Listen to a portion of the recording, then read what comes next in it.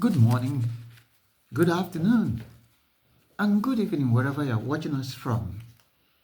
This is lesson 5 of our Catholic Bible study, and it is the last lesson of the introductory section of our study.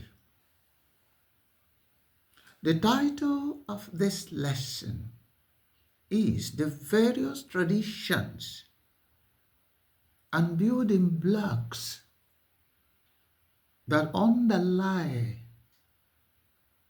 the different books of the Old Testament. The Old Testament is all filled with stories. We believe that it is important for a Catholic Bible reader to have an idea of how these stories were harnessed and shaped into becoming the different books that we meet when we read the Old Testament. We must emphasize that these stories are not history in the modern sense of history. They are not eyewitness accounts. They are not tape-recorded accounts of events that happened in human history. They are simply stories that came down orally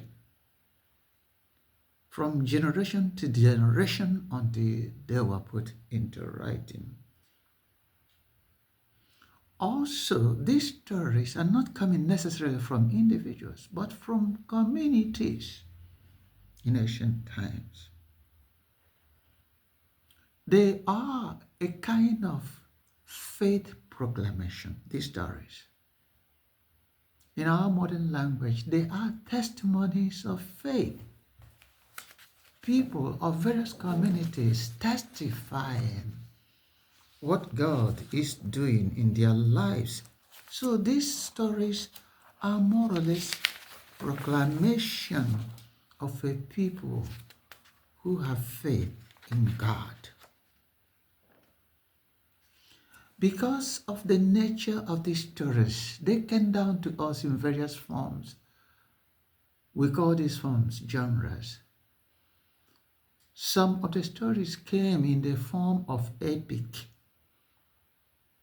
some in the form of poetry, some in the form of hymns, lamentations, elegies. The stories that came down orally came in different forms. And that is why they cannot be read literally. Because of the various forms they assume, they cannot be read word for word as true. They must be read for meaning. Only fanatics and fundamentalists read them literally, word for word.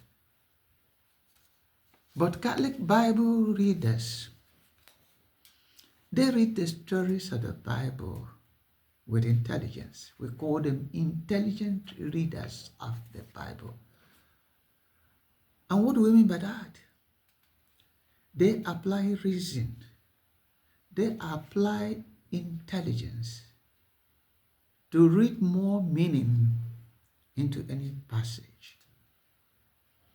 They do not necessarily concentrate on the face value of the stories. They apply their intellect in going beyond what they read. This is why they are called intelligent readers. True Catholic readers of the Bible are usually intelligent readers of the Bible. Because these stories came down to us, came down to the writers of the Bible, and to us also, from ancient communities that we don't know very much about. Some Bible experts have suggested that the way to get an idea of what these communities that produce the different stories of the Bible looked like, we have to search for clues in the Bible itself. The first clue we find in the Bible is that among these ancient communities that produced the Bible, some of them use Elohim as the name of the God they worshipped. In ancient Near East, especially among the Semitic people, God's name is El or Al. But for this community that is beyond some of the stories of the Old Testament, the name of their God is Elohim. And Elohim in Hebrew is the plural of El. But it does not mean that in their minds God was plural or their God was many. No. By using the plural form of El, Elohim, as the name of God, of their God, what they intended to communicate was that their God is immense, that their God is mysterious, that their God cannot be captured by a singular word like El. And because of that, the name of their God is plural, multiplicity in one. That's what this community that used Elohim as the name of their God. They were not polytheistic, no, but they believed in the complexity of their God. Another clue that we find that suggests another community is the community that uses a four-letter word as the name of their God, YHWH. We call it Tetragrammaton. It is used as the name of their God, but it cannot be pronounced because their tradition forbade that God's name be mentioned by human beings. And because of that, they had four letters representing the name of God.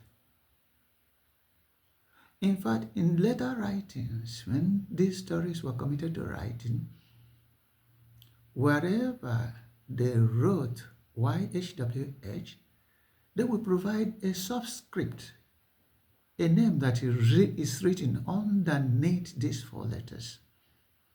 It was Adonai.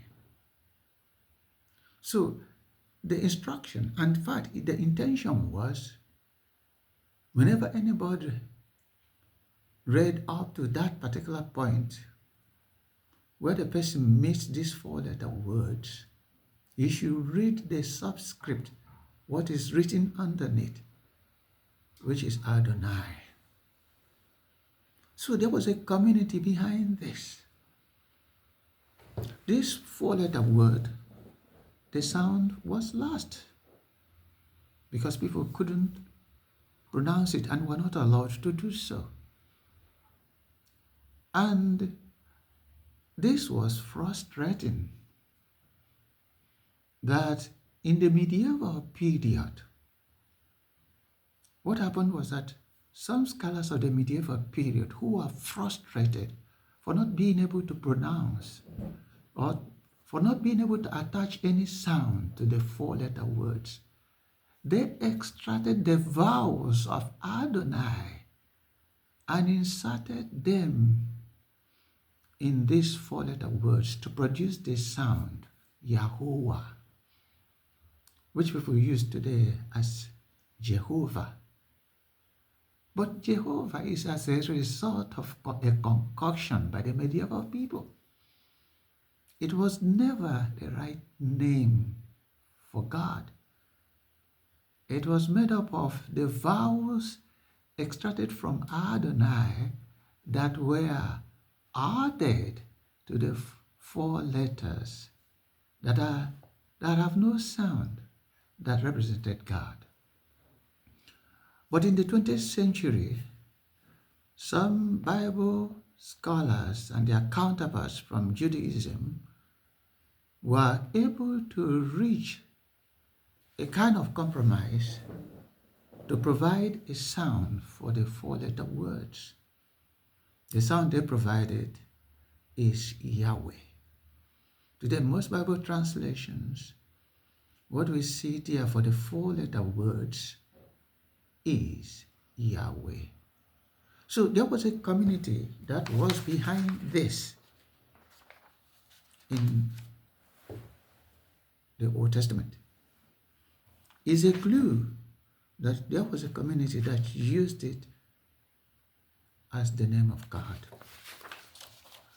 Another clue provided us by some Bible experts is that built from the law of Moses. As we can see, Moses was a prince that was trained in the palace of Pharaoh of Egypt. He might have been exposed, or he might have been trained in the power of legislation to integrate a community. Also, he might have been exposed to the powerful code of the Babylonian king called Hammurabi, who provided a code. The code is described as Lex Talionis, a law of retributive justice. The essence of the law was tit for tat, an eye for an eye. That was at the heart of the Hammurabi Code. While training in the palace of Pharaoh, there's no doubt that Moses was exposed to this legislation. So as he led the people of Israel to Mount Sinai, he was inspired by God to provide the people a code, the Ten Commandments. These Ten Commandments will generate a kind of a tradition, which we call the Deuteronomist history tradition. In fact, by the time of the Exodus, it is believed there was some writing, especially in the book of Exodus. It is mentioned the book of the covenant, the book of the covenant. So this tradition will go on, will grow and blossom in the book of Deuteronomy. It has a kind of philosophy. The philosophy was because the Ten Commandments was the covenant between God and Israel. The stipulation was, if Israel kept the commandment, they would be upheld in the promised land. But if they failed to keep the covenant, if they reneged on the covenant, then God would leave them to be conquered, to be punished by foreign nations, or God would visit them or allow them to be visited by natural disasters. So this philosophy permeated most of the Old Testament. We call it the Deuteronomist history kind of tradition, in which If the law is kept, the people are upheld. If it is not kept, the people are punished. This goes all the way from Deuteronomy to Joshua to the Judges. That was the tradition, one of the traditions that underlie the books that we meet in the Old Testament. The fourth clue of the books of the Old Testament comes from what we call the priestly tradition. The priests of the Old Testament played a very important role in putting the works of the Old Testament together. They not only preserved the priestly code, the Levitical code, but also they were the ones preserving the different stories. The priesthood was about maintaining the sacrifice and keeping records. They were the ones charged with maintaining the records that are passed from one generation to the other. So they were preserving all these stories until the time of the monarchy. The monarchy from the time of King Saul, King David, King Solomon, etc., acted like other monarchies. They kept a lot of records. Because monarchies of ancient Near East, they were famous for keeping records. And these records would become very valuable at the final editing of the Bible, the New Testament. Sorry, the Old Testament. The Old Testament. Then, from the time of the monarchy in the 8th century, we meet the writing prophets. Prophets who wrote down their oracles. Prophets who wrote down their oracles. So they preserved all this. Then, at the time of the Babylonian captivity, when most of the Jews were exiled to Babylon, then the priests started their work of editing the different books of the Bible, of the Old Testament. They got oral tradition that detailed the stories of Abraham and his descendants. They had that in their possession. Also, they got from the northern kingdom a lot of the stories. In some quarters, it is believed that the many ancient communities of the northern kingdom were the ones who used Elohim as the name of their God. And from the southern kingdom, they also got a lot of their stories. In some quarters, it is believed that the communities of the southern kingdom, Judah and Jerusalem, were the ones who used the 4-letter words as the name of their God. The 4-letter words that later were approximated to sound as Yahweh. And then they had another collection that at their disposal from the Deuteronomy's history tradition.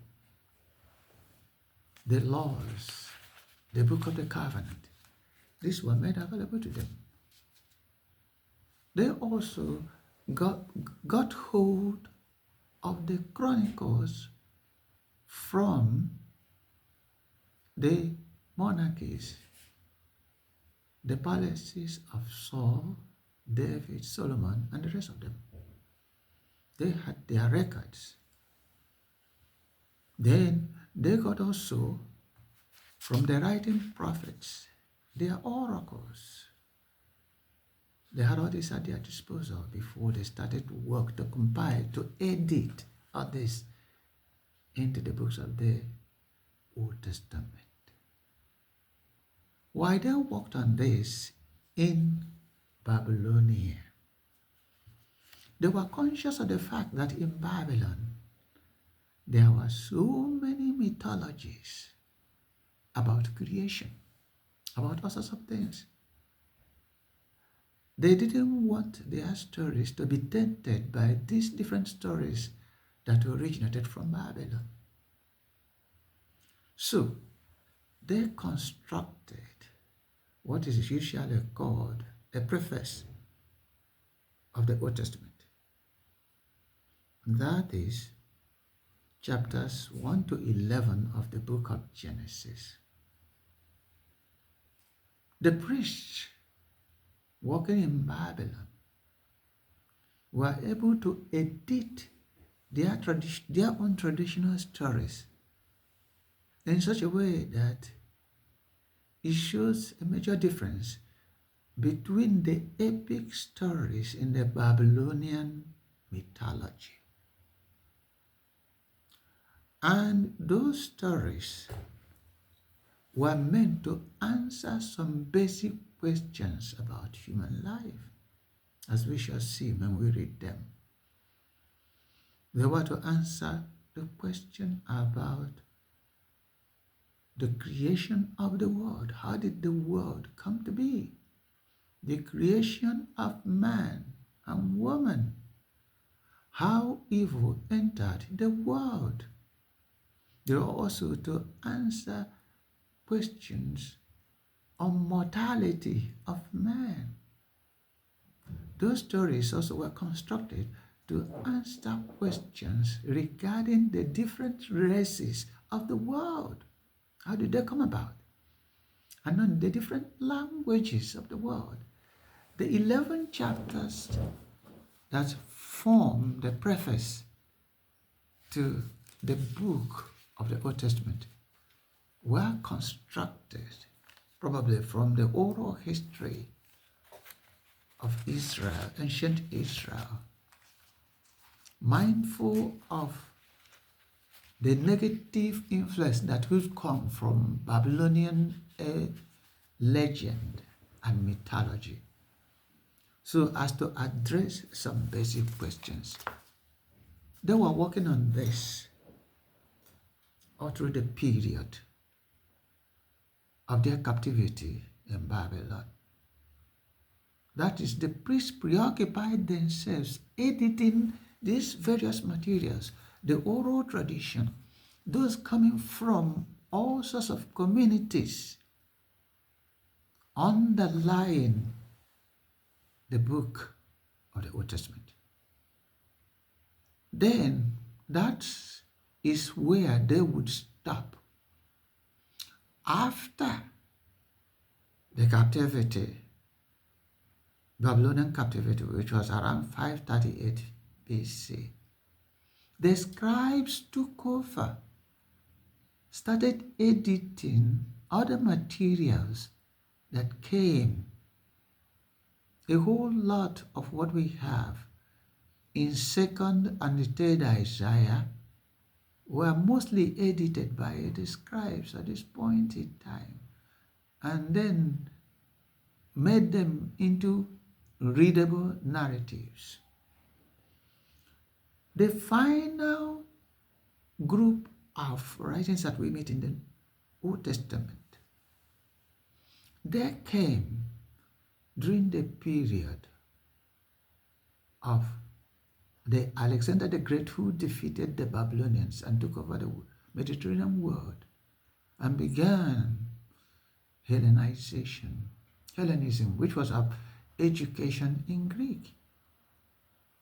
The Jews were exposed to Greek philosophy and then Greek way of writing.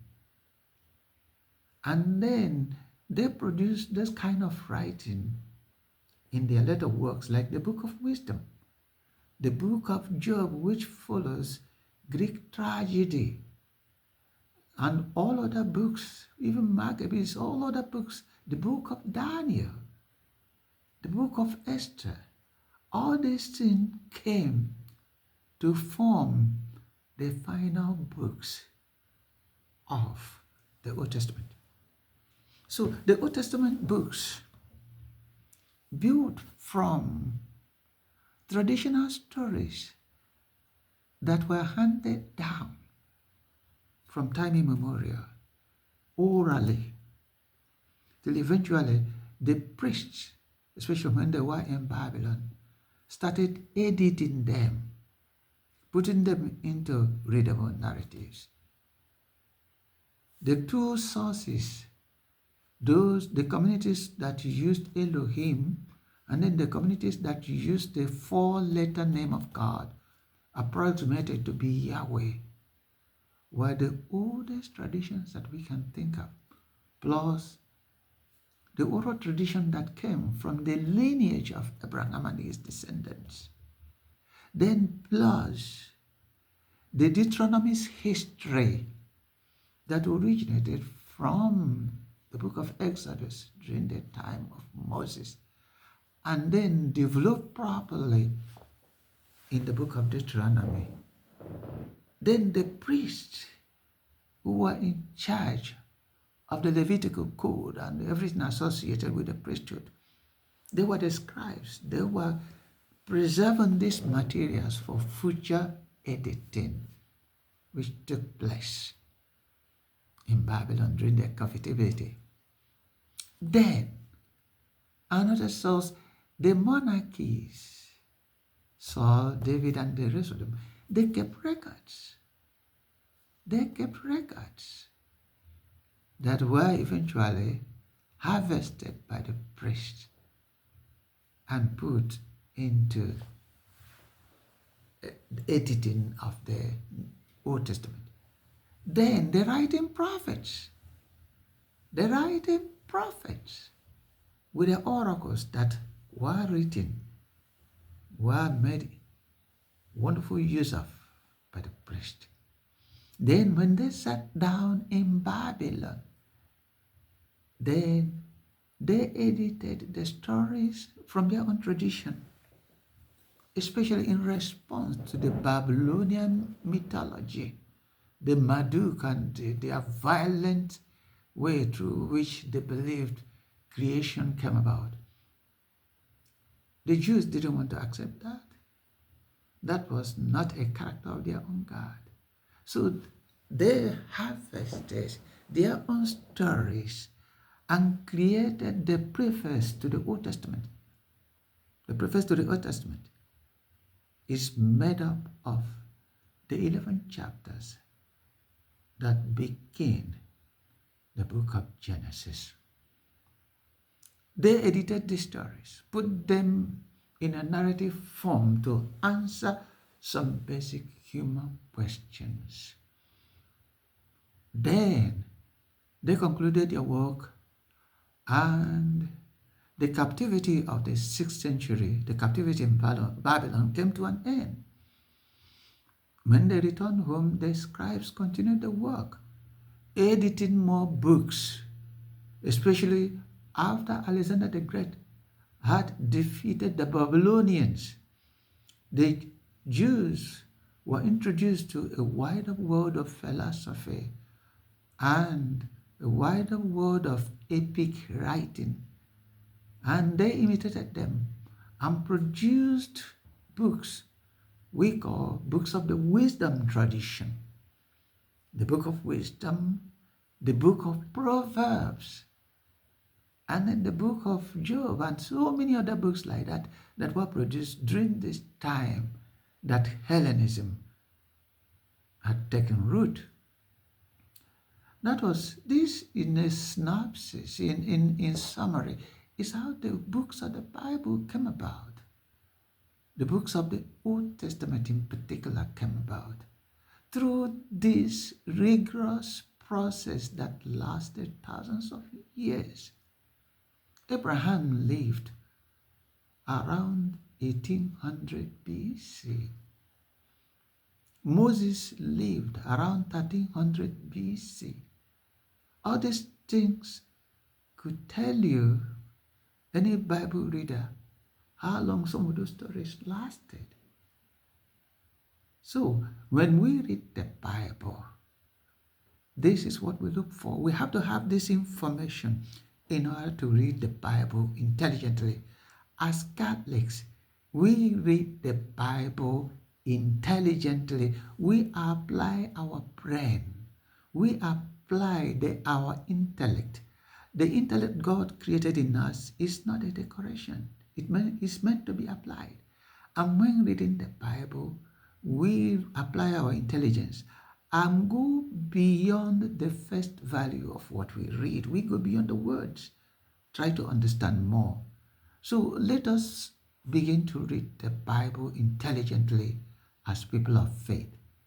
God bless you.